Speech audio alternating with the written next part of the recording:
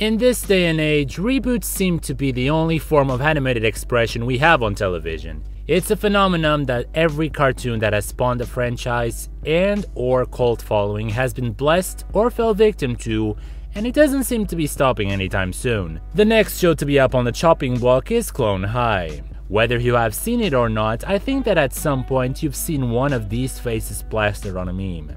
And I see myself fitting in the latter category. This video is not really an episode of Before the Drama, but it could be seen as a sequel of the previous episode.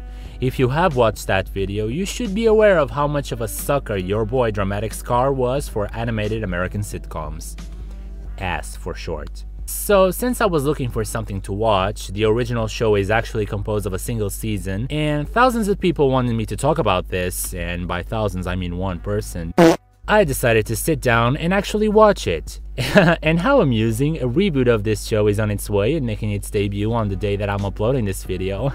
So let me give you some context as to what is Clone High if you haven't watched it yet. Sometime in the 1980s, the government plan to genetically clone important history figures and make them interact with each other took place. Now they are high school teenagers and facing the tough life of a teenager high school. It's all in that intro, baby. Emblematic figures include Hyperactive Gandhi, Horny JFK, Blind Lincoln, Dense Joan of Arc, Hot Cleopatra, Principal Scudworth, and Mr. B, the best character in this.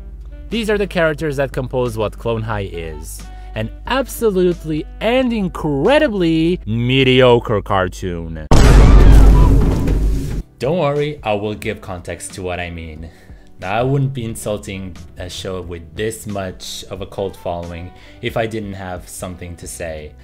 I'm not saying I didn't enjoy it, I'm not saying I did not laugh once while watching this, but I do think that the opinion being presented on this video differs from all the other videos on YouTube. I wasn't blinded by nostalgia because I didn't watch this show 10 years ago or 15 years ago or 20 years ago when this came out, so you know that the opinion you're getting here is totally neutral. If you are crazy about it, I can totally understand it, trust me. It just didn't click for me, and let me tell you why. So to understand what I mean, let's start with some context. Number 1. Context. In a very similar way, Total Drama and Clone High look alike, not just in characteristic terms, but also in terms of content. While Total Drama serves to parodize reality TV, Clone High is parodizing teen drama shows, which were extremely popular at the time. They have same premises for a show, they just take different roads. Practically every episode is a parody of something you would see in those extremely boring sessions of awareness to not do drugs, kids. On the surface, these themes are actually relatable. The audience that this cartoon is targeting should have at least one experience with something being told in one of the Clone High episodes. Personally, I related to that one where Abe Lincoln sucked at basketball in spite of him being so tall, and the ADD episode actually made me laugh. The problem I had with Clone High is that it almost feels good, but at the end, it just misses its mark completely by taking a severe left turn. And my beef with Clone High can be pinned solely on one simple thing: the main plot. Imagine being a Total Drama fan, which, if you are watching me, I assume you do. You are presented with a show where the main plot is the Courtney and Duncan's Gwen love triangle. This is just me trying to explain what Clone High is. Obviously, I cannot blame my distaste on this show because Clone High didn't do it like Total Drama, especially because Clone High came first. But if you are watching Clone High after Total Drama and you didn't enjoy the lame attempt at a plot that silly love triangle tries to be, then a show where that is basically the main plot definitely will not sit right with you. Joan of Arc grew up with Abe Lincoln and is madly in love with him and wants him to be her boyfriend.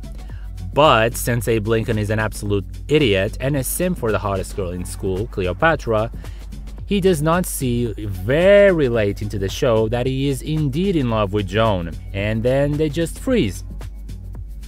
That's it. That's Clone High. And I have several issues with this kind of writing. First of all, I cannot stress how much I want to punch Abe Lincoln's face. Apparently, this character was so well written as a way of parodizing male protagonists in teen dramas that some people don't actually see that Abe was written like this on purpose, apparently. So congrats to the writers for doing their homework. As a protagonist, Abe does very little of good. He constantly ditches his friends to try to catch some of Cleopatra's tail. He never shows any sort of gratitude for the many times Gandhi and Joan have actually softened his blows, and his main motive is one that is extremely hard to relate to. And assuming that Clone High's reboot is gonna have to pick up where it left off, his character is gonna keep on being this annoying little simp, the worst kind of people. And no, any sort of character development he gets in a certain episode is gone by the next episode. And this results in Abe Lincoln not being a rootable protagonist. And that's not really the only problem I have with the main plot of this show. Yes, Abe Lincoln is an idiot and a simp, but at least we are presented to what he is. My biggest problem is with Joan of Arc. Her whole point is that she's a simp for Abe Lincoln, and through all 13 episodes, all we see is her trying to catch his attention as to why they should be together, babe. But they're not. But here is the thing, we never ever learn that why they should be together.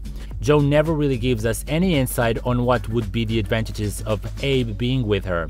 All we see is her whine about how they are not together, making her character extremely shallow and personally super hard to root for.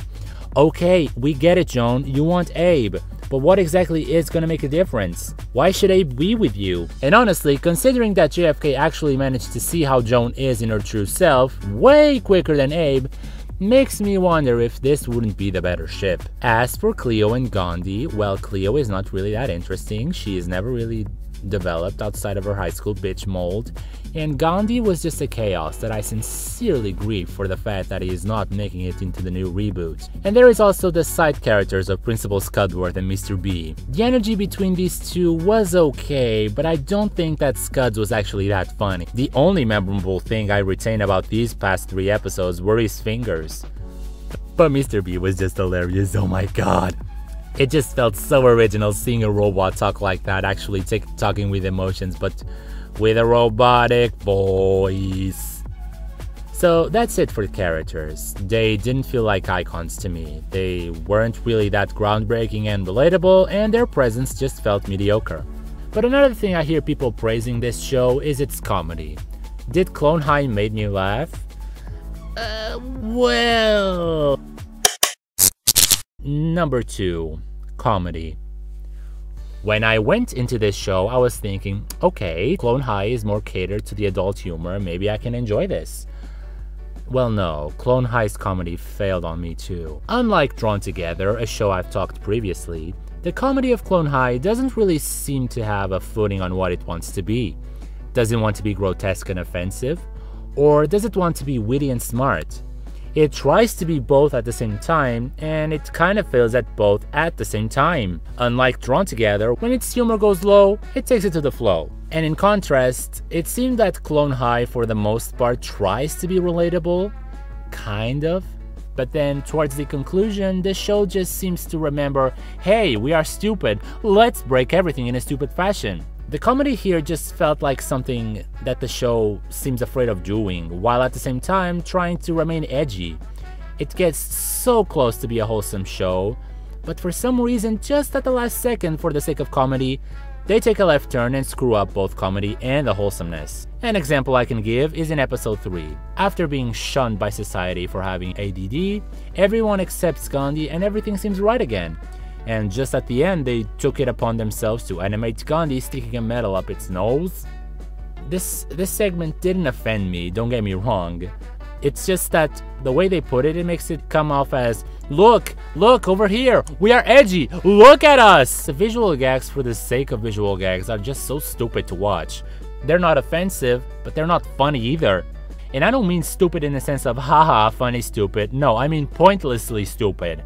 This is something I found quite sporadically in every episode, and this results in most of the episodes looking like this. Abe, I quite literally am crazy about you. I want you inside me. Oh, Joan. I heard a cousin of my mom's best friend heard that Cleopatra say that about me. There is no need for you to repeat it. Haha, you're so funny, bestie. I'm hot. I have a boner. Hey guys, look at me! I move around the screen doing something! My plan is now in fruition, you silly robot! Wesley, you are a fool. Wait, Joan, I love Dolphin. This is all that usually happens in Clone High. And this is me addressing the title of this video. I watched Clone High, so you don't have to. So you see, comedy in Clone High is really not that original. It's not reinventing the wheel, they weren't really the first ones to arrive to that subliminal message type of comedy that the fandom is so proud of. To me, Clone High just felt like a nothing burger. It was a bit unrelatable, even in topics I could relate. But honestly, because even I can sometimes get tired of talking negatively about things, I'm gonna stop with what I found below par because my distaste for this show might be coming from cultural differences. I did not grow up in a North American high school, and teen dramas were actually something I actively forced myself to avoid watching. Seriously, they were usually at the time that the Powerpuff Girls were on, and at least that taught me English, instead of bad acting. I'm not kidding.